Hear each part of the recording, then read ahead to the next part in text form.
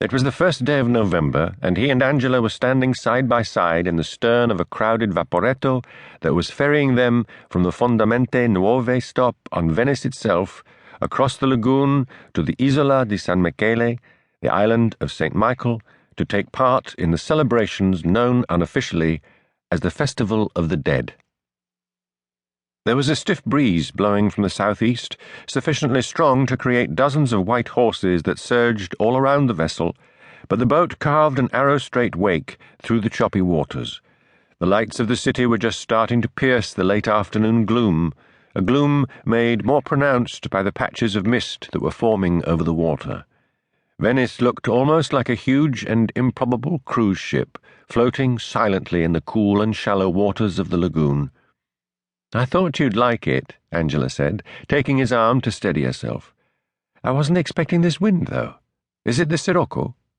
Bronson shook his head. "No, it's the wrong time of year. The sirocco only blows in the spring and summer." "Well, I was hoping for a warm and balmy evening, a kind of last gasp of summer, if you like, but this feels more like the onset of winter." "It is November, you know." Angela shivered slightly. She was wearing a pair of black trousers. She'd guessed that a skirt would be much less practical for climbing in and out of vaporettos during the evening, a white blouse, and a kind of woolen tunic that Bronson had incautiously referred to as a cardigan, only to receive a loud sigh at his manifest lack of fashion sense. Over this, she was wearing a midnight blue silk coat. Bronson liked it. It brought out the colour of her eyes. He could see now that it couldn't be very warm. Bronson had always regarded fashion as an easy way of separating large sums of money from gullible men, and even more gullible women, who were foolish enough to believe the rubbish spouted by the self-appointed fashion experts. He invariably dressed for comfort and practicality, selecting a shirt by opening a drawer and picking up the one that lay on top of the others. He chose trousers, socks, and underwear using the same simple and, to him, foolproof system. His only concessions to fashion were that he normally wore dark colours, usually blues and blacks, and had never owned a pair of white socks. This evening he had chosen a dark check shirt, slightly faded blue jeans, and a pair of black trainers, and his leather jacket was proof against even the strongest wind the Adriatic could produce. Angela buttoned her coat and snuggled closer to Bronson. "With your love of Italy and all things Italian," she murmured, "I'm really surprised that you've never been to Venice before." "I know," Bronson replied. "For some reason I've spent my time on the west side of the country, so I know Rome, Florence, Pisa, Naples really well, but this is the first time I've ever visited the Adriatic coast, and it really is stunning." It had all been Angela's idea. There had been an unexpected reduction in her workload at the British Museum, and for the first time since the start of her employment there, she had found herself with almost nothing to do.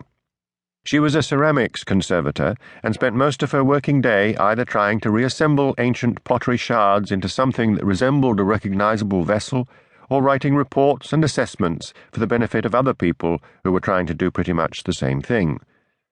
And this lull in her workload had coincided neatly with the dates of Bronson's final week's leave for the year. Her ex-husband had planned to do little more than sit around at his home in Tunbridge Wells, watch a bit of television, and, if he could summon the energy and enthusiasm, tackle a handful of DIY jobs that he knew needed doing. When Angela had suggested spending the week exploring Venice instead, Bronson had thought carefully about his choice for nearly a second and a half before agreeing to go with her. It was, he thought now as he put his arm round her, absolutely the right decision. "Okay," he said, smiling down at her.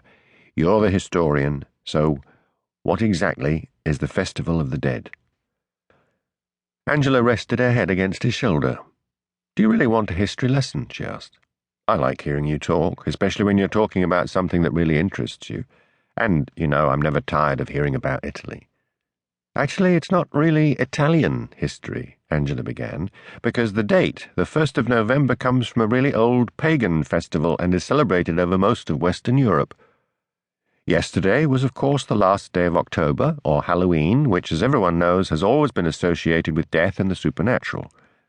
But what's less well known is that it's only ever been a kind of taster, a precursor, if you will, for the main event, All Hallows, or Hallowmas, which is today.